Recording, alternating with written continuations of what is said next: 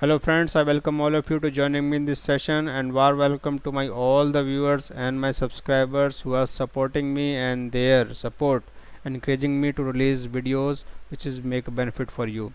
So guys, this is the new series I have released today, that is Indian law series, in which I include, you will see the videos related to labor law, related to the code of criminal procedure, code of civil procedure, IPC, Indian penal code, and various laws applicable in India time to time.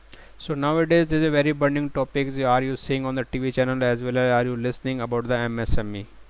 So many of benefits, so many of scheme launched by the central government to recover the liquidity stress of the MSMEs. So without wasting my time, let's discuss this topic. I think this session may be a little bit long, but you will enjoy it because I have gathered so many of information for you guys. So let's start. I covered today topic is based on 6 parameter. First is introduction of MSME. Here we will discuss about what are the MSMEs, then what are the regulatory bodies are applicable, who regulate, monitoring and review the policy related to the MSMEs. Then we will discuss most important classification, investment calculation and the delay payment provision of MSME. Basically this is the most important slide.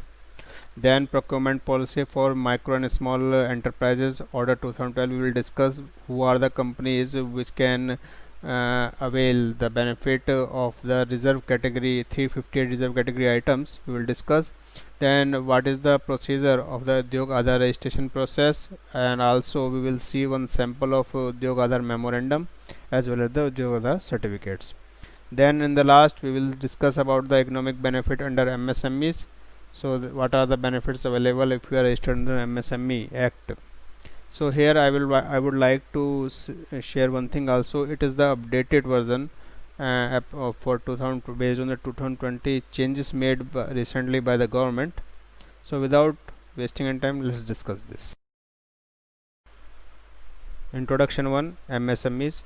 So what is MSME? So basically MSME stand for M for micro, S for small, M for medium enterprises. So how do we decide that a particular entity is a either a macro, either a medium, either a small enterprise?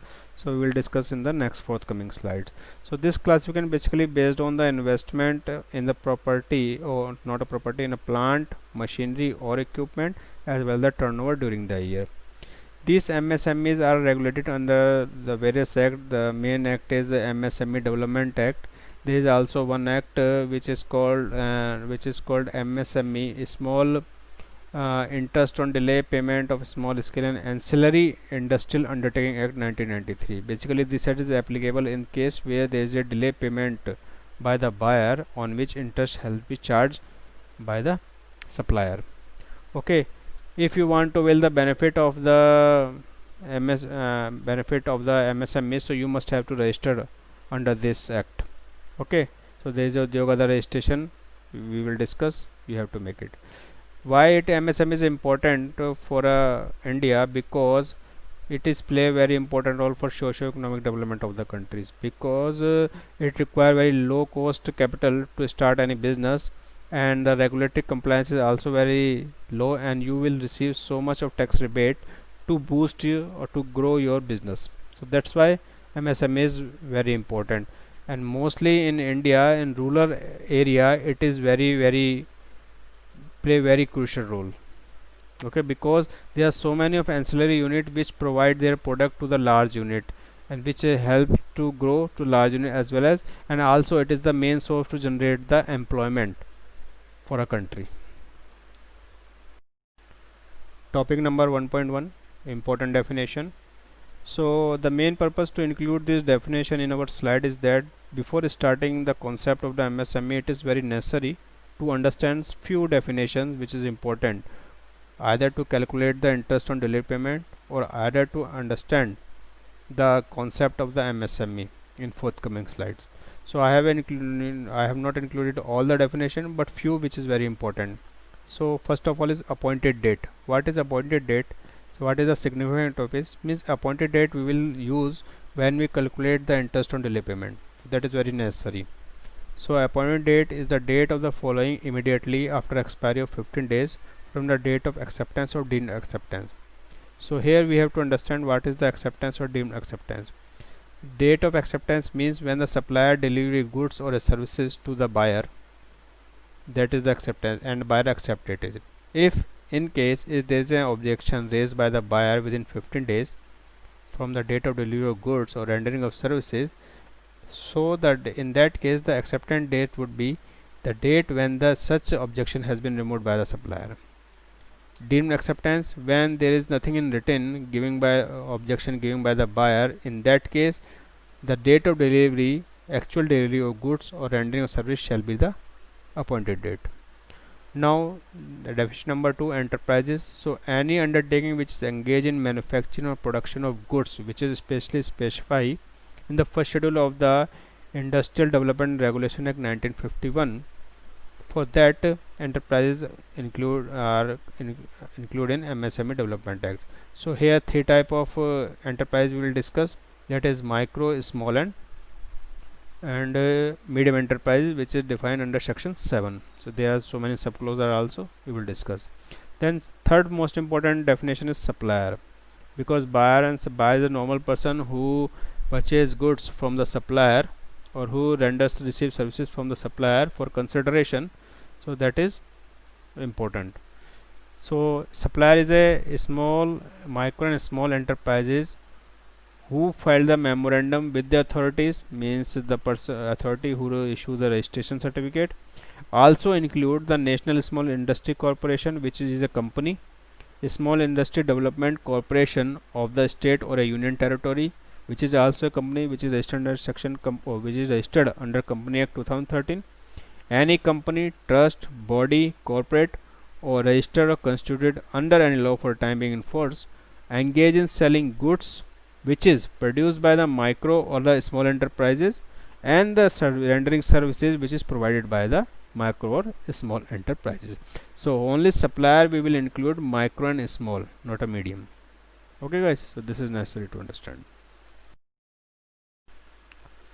Now topic number 2, regulatory bodies of MSME. I include this page because if we are discussing a act, MSME Development Act, so it is necessary we should have some very overview. We should have an overview about the what are the regulatory bodies who are regulated these MSMEs, and as well as the advisory committee. So first we will discuss about National Board of MSME. So what is the function of this board? So basically this board helps the central government to examine the factor which affect the promotion and development of the MSME.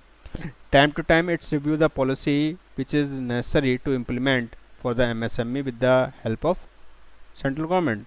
Also he make the recommendations for the development and promotion of the MSME to the central government, and also advise to the central government for the fund use, means if central government created a fund for the MSME development and promotion, so it will advise to the central government that how and in what manner these funds should be used to the MSMEs. Okay, so here I give the brief structure of the board. So first of all, there should be a union minister, a minister in charge or a minister of department of central government who have a administrative control over the MSMEs enterprises. So there shall be a chairman. Minister of State or deputy minister, there should be a vice chairperson of the board. Then 6 minister of the state government, 3 member of parliament we will include, out of which 2 shall be elected by the House of People and 1 is elected by the Council of the State. Then administrator of union territory appointed by the union central government. Then secretary of the Government of India in charge of ministry and who is also ex officio and have administrative control on the MSME enterprises.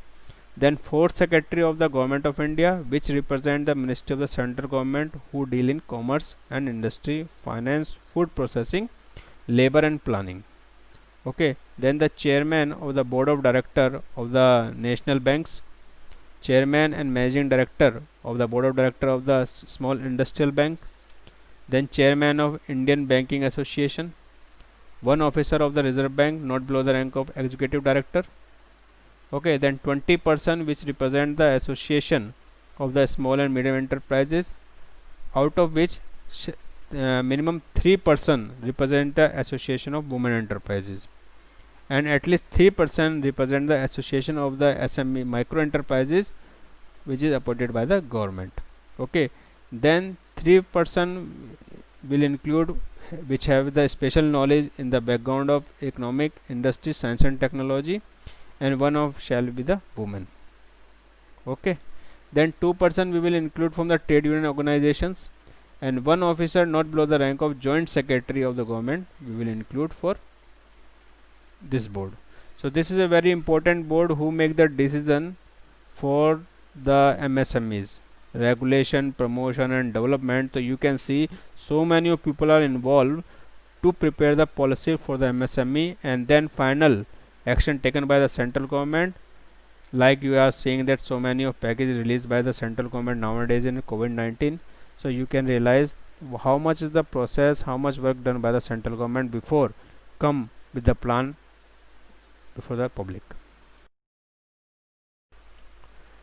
Now topic number 2.1, regulatory body for MSME. So it is the advisory committee which is basically give the advice and recommendation to the state government, central government or the board about the level of employment required in the MSMEs, what are the level of investment required or needed in the proper plant, machinery and equipment on the technology perspective, education perspective and employment perspective.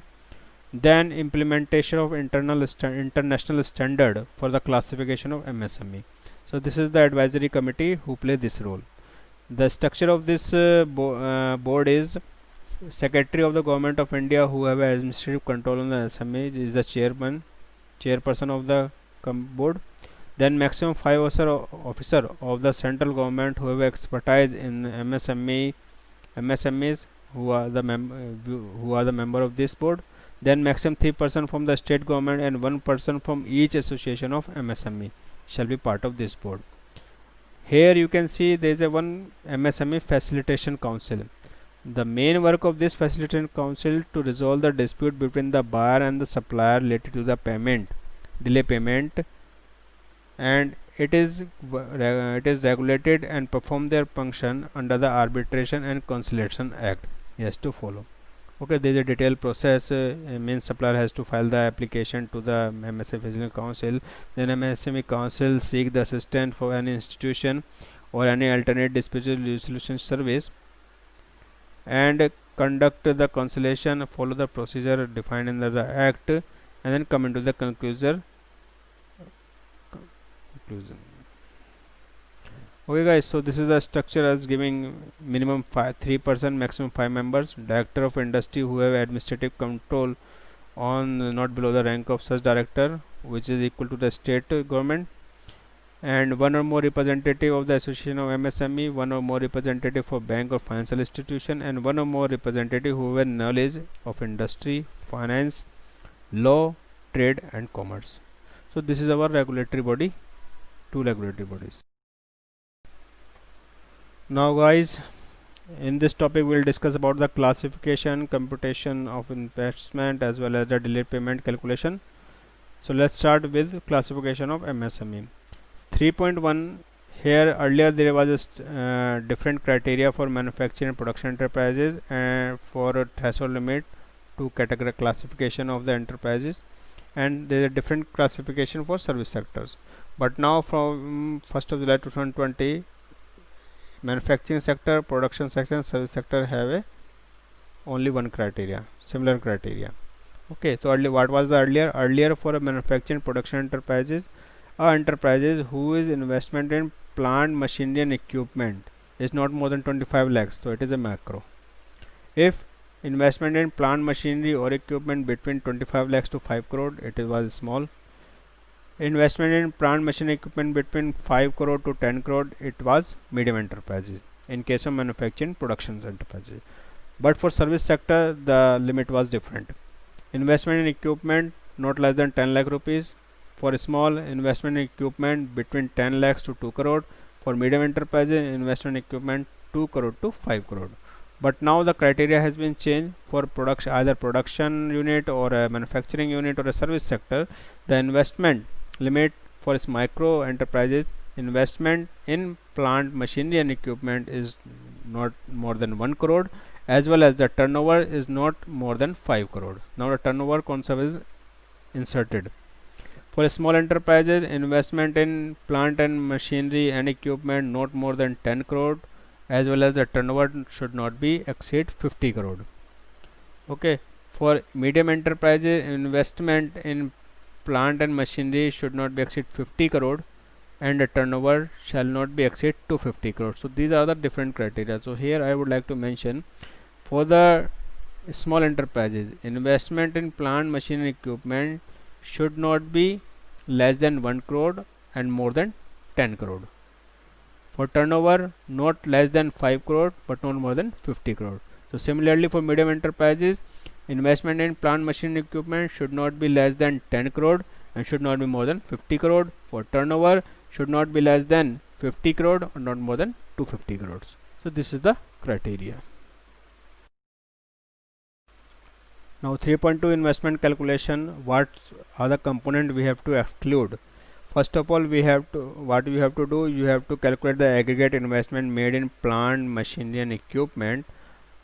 Then you have to exclude the value of the following item which I have mentioned in this slide: tools, jigs, dies, molds, spare parts and consumable stores, any equipment for research and development, pollution control equipment, power generation set or transformer, additional transformer used for that electricity generation, bank charges, service charges to National Small Industry Corporation or small state small industry corporation, gas producer plant, transportation charges for domestic machinery, okay, from one place to other place, charges for technical know-how to erection of plant or machinery, storage tank for raw materials and finished products, firefighting equipment, a cable, wire, bus bars, electric control panels, oil circuit breaker for the safety purpose. So these type of equipment, if do you have in your enterprises, so you must have to include while calculating the limit of the investment. Based on it, you will be calculate the investment value. Now rule 3.2, very most important point from the audit perspective for the enterprises, the rule of interest on delay payment. So when the buyer make a payment to MSME, buyer does not make any payment to the MSME for supply of goods or services based on agreed term. If it is a written agreement and it is especially specified in the agreement that the buyer will pay the amount so much of short period, so based on it, if it is does not, if there is a no written agreement, so he has to pay within 15 days from the date of acceptance of delivery of goods or a service. Okay, but it cannot hold the payment for more than 45 days from the date of acceptance of service of goods. If there is a delay in the payment to the supplier, so the compound interest shall be charged on the monthly basis with the rate of bank 3 times of the bank rate notified by the Reserve Bank of India. Okay, for that purpose there is a one hurdle, that if a supplier wants to recover that amount, so he has to approach to the MSME Facilitation Council, which I have told you in the earlier slide. Okay, as well as the buyer have to make the disclosure in the financial statement about the how much of the principal amount is pending, how much is the principal amount outstanding at the end of the year with the interest which is unpaid, then amount of interest paid by the buyer along with the payment made to a supplier beyond the appointed date for each accounting years. Okay, so he has to give two detail about the interest.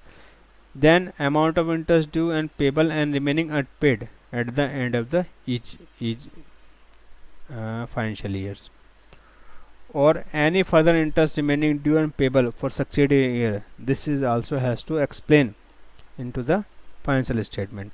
One of the most important thing is that any interest on delay payment on to the supplier is disallowed in the profit and loss for computation of tax for the buyer perspective.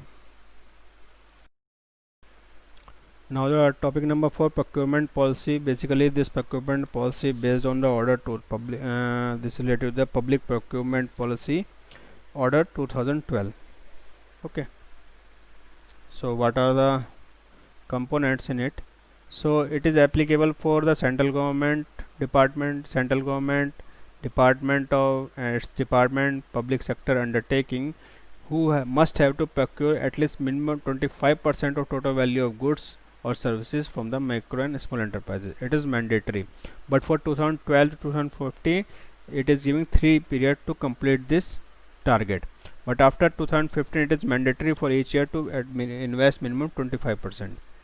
Now this policy apply on micro and small enterprises, means who are the supplier in this case. Micro and small enterprises, district industry center, Khadi village industry commission, Khadi village industry board, core board, national small industry corporation, and directorate of handicraft and handloom.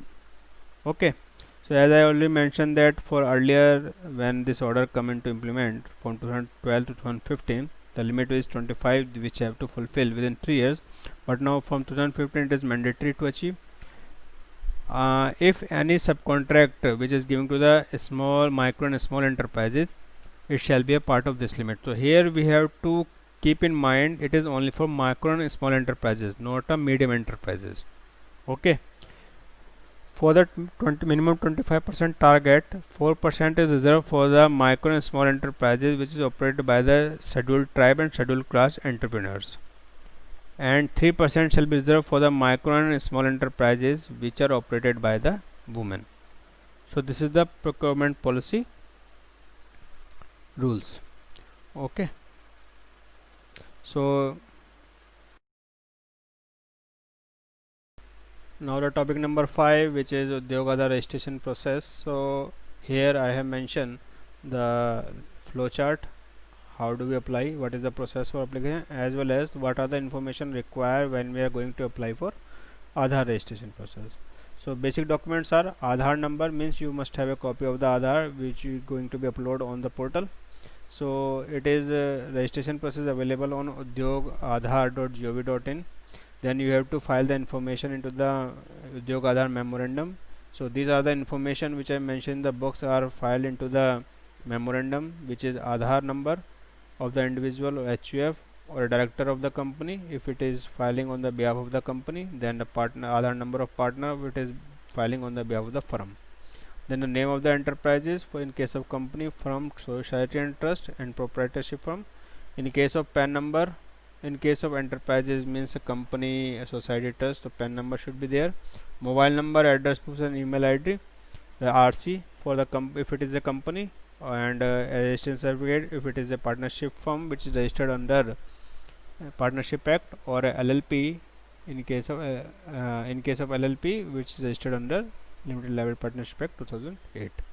Then bank detail, in which we need to file the account number as well as with the IFSC code. Business activities, what type of activities performed by the enterprises with the NIC code. If you don't have a detail, you may ask to me, I will send you. Then detail of number of employees, only numerical value, how many employees are working into the enterprises at the date of the registration. Then detail of investment in numerical value consolidated basis of the in plant and machinery or equipment. Okay, then after when you file this detail into the memorandum, Udyog Aadhar memorandum, then you have to generate the OTP. Once you receive the OTP on your mobile numbers, you have to validate this information. It is a self-certification process, and after 2 and 3 days you will get the certificate on your registered mail ID. So this is the process. Here I have given one example of the Udyog Aadhar memorandum level registration form. On the left hand side you will see the Udyog Aadhar memorandum in which you have to file the detail, and then after completing all the process which is necessary for the registration of Udyog Aadhar, you will receive on email ID this format on your right hand side. Okay, this is the form of your registration certificate. So number which is highlighted in the red color is your Udyog Aadhar number. Okay guys, now the topic last topic is 6 economic benefit of MSME. So what are the economic benefit available? So micro and small enterprises are exempted to pay earnest money on the tender published by the government. Okay, then 358 items means this is only goods are reserved only for micro and small enterprises which needs to be procured by the central government department, central government or public sector undertaking. Okay, MSME get cheaper rate of electricity as well as they have to pay very less fees for patent registration. There is also tax rebate available for the MSMEs in the form of startups if they fulfill the eligibility criteria under Income Tax Act. Government also give them so many of facilities to provide a very cheap rate, at very cheap rate, a loan facility, CAD facility like Mudra loan. It is very easily available up to 10 lakh rupees, and then they will get a loan with a cheaper rate of interest by 2%. Means if suppose a normal company is getting loan with the 12% rate of interest, so if a MSME going to a bank to get the loan, so it will get at the rate 10% rate of interest. So there are some not I have not covered all the benefits, so there are some benefit which is necessary to understand. Okay guys, so thank you so much guys. I hope I tried to cover important points in this session, and it will help to increase your knowledge as well as your professional knowledge. And in case I miss something, so I apologize for that. And for next, I am planning to issue 2 more videos regarding to Samadhan, MSME Samadhan concept. We will discuss, and there is one concept which is also available for interest on delayed payment for a small scale and ancillary industrial undertaking in 1993. So these 2 videos related to MSME I will release soon. Till then, goodbye friends. Thank you so much to listening me. Bye bye. Have a nice day.